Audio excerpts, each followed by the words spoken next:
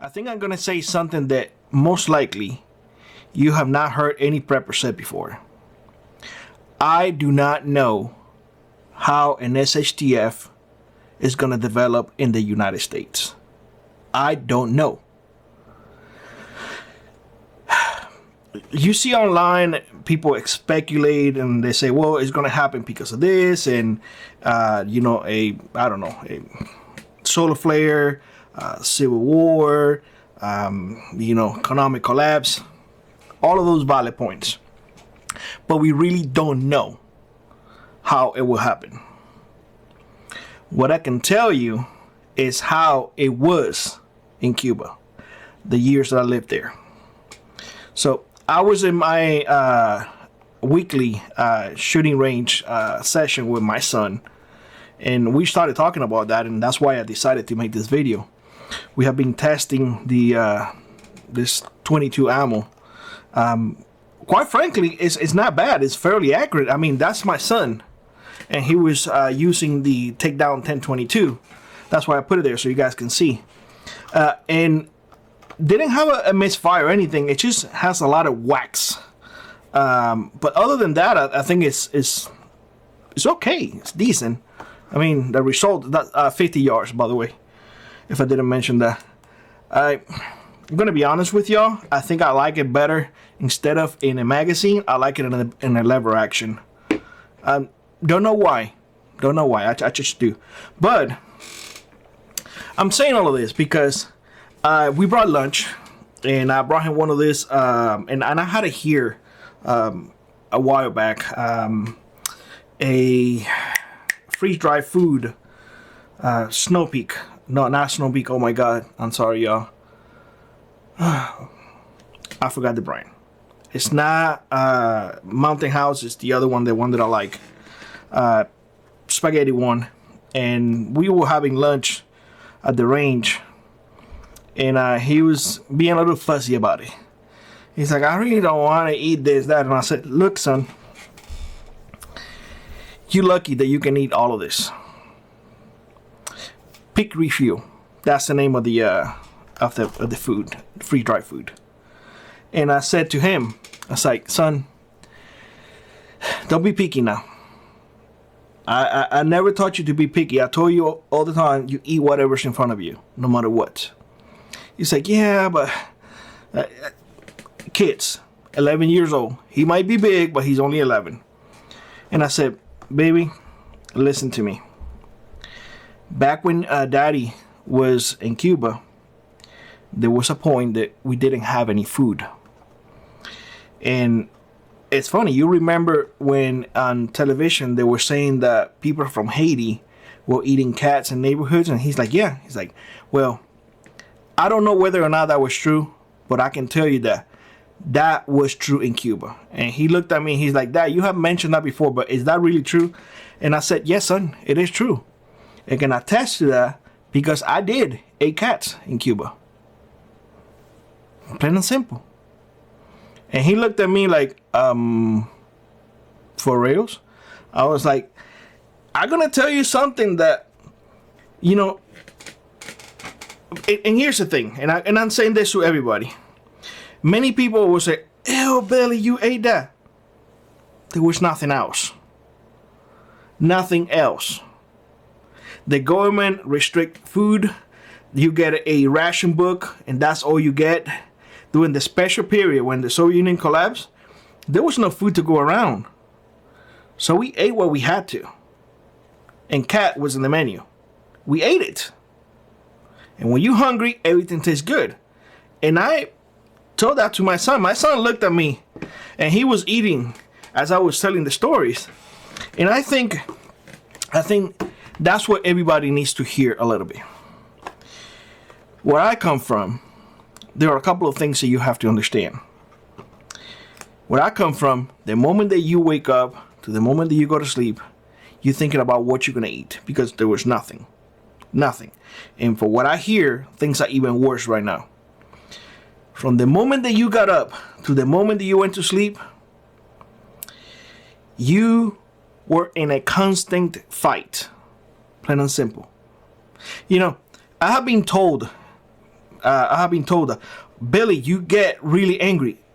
Guys, you have never seen me angry. You have seen me passionate about something. Angry, you have not. That is something that I have worked really hard not to be angry. I spent 16 years angry. And from the moment that I woke up to the moment that I went to sleep, it was fighting. At school, I don't remember any week that it went by without fighting. At least 3 or 4 times. It was normal. Normal. In fact, and this is something that I want you all to consider, because here in the US, people are very quick to say something and then, oh, but we need to talk about what I come from. There was no talking about it. It is fighting time. Blood running. Teachers will not get involved. Let them figure it out. They will be fine. That's it. Police involved? That didn't fly in Cuba. You get into a fight, that's your problem. You get home from school or from outside, and let's say you had a black eye or you had a busted lip or whatever. Your parents will ask you, did you fight back? If your answer was no, have mercy on you. From the verbal saying to you that you are nothing more than a coward, that you don't deserve to be alive, that you are not their son, to the fact of get your ass up there and fight like a man. Yeah, this is true. So nobody have ever seen me angry. Passionate? Yes, very passionate, especially because I grew up that if you lie, oh my God, you lose pretty much everything. That's all you had. Your word, that's it. So that's why sometimes I get really passionate, because, well, it's not easy. Nonetheless, I explained to my son that he needed to eat everything, that we ate everything that we could back in Cuba because there was really no food, and he ate everything and whatnot. And, you know, truth to be told, you hear folks saying all the time, oh, an SHTF is going to happen, and, you know, I have my supply of food, I have my ammo, and I go training and whatnot, and all of that is good.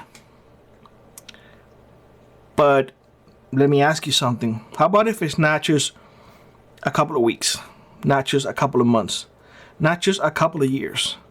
How about if it's like years upon end, like Cuba? How about if you are being controlled 24/7 and being told what to do by the government? Not like here that you have rights. Oh, no. Imagine that you like over there in Cuba, where they tell you what to do, and if you don't do it, man, they will beat you up, and you have no saying at all. They don't care whether or not you're alive or dead after they kick you to the point that you don't even know who you are. They don't care. Yeah, I guarantee you that some folks will say, nah, that's not true, Billy. It is, unfortunately. And I'm telling you, it is. Now, the very few friends that I have still over there in the island, because I can't talk freely because they do monitor the internet and whatnot and all the messages, all they have said to me is, la cosa está mala. Things are bad. So, and usually my answer is, as it was when I was there, or worse.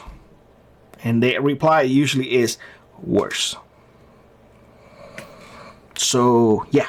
So, people think that shit's gonna hit the fan and it's gonna go 1, 2, 3, 4, 5. It's never like that. At all. At all. The one thing that we worried the most over there in Cuba was food. Food was a daily struggle. Bad. Daily struggle bad.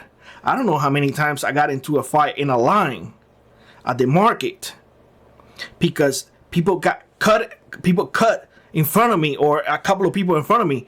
And if I let that happen, I can run out of supplies. One person before me And then what? So you see what I'm saying? I hope that you are getting all of that in your head. Because one thing is theory and the other one is listening to somebody who actually, unfortunately, have gone through this. I do not want this to ever happen. I don't want SH2F to ever happen. At all. In fact, prepping was a new thing when I moved to the US. To me, it was just regular life. You have food put away in case that something bad happens. You know, you prepare as best as you can. The prepping thing is a fairly new thing. If you want to categorize that, like, think about it like this. When people came out with a selfie, and I said, well, you're talking a picture of yourself. What is that? That a selfie? No? Same thing. So how can it actually be here in the US? I don't know. But I have said in previous videos that I believe here in the US and SHTF is going to be way, way, way worse than in Cuba. Because like in Cuba, the Castro took all the guns away. Here we have guns. And here, I really do hope that if something does happen, people will get angry. I sure enough will get angry. That will be the time that you guys will see me angry.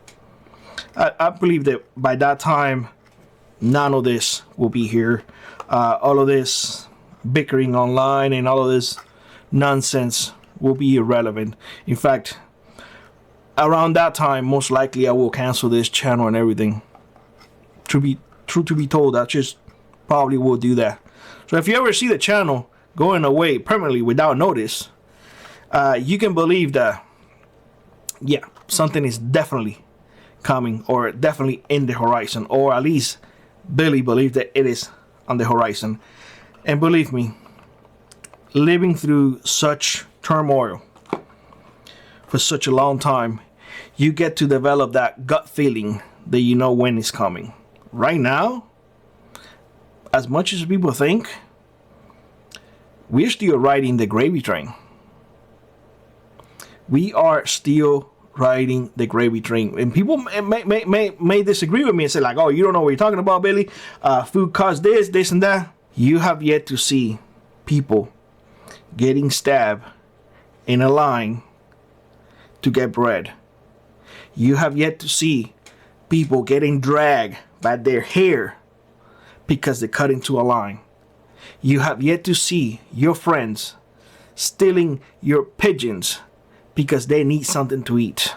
When we start to see all of those things, when we start to see pets disappear, not because immigrants coming from someplace else eat them, no, because you, who is hungry, have to eat them, then you can revisit this video and say, shit, maybe this Cuban was not angry. Maybe this Cuban was just passionate and he has something to say and we ignore him.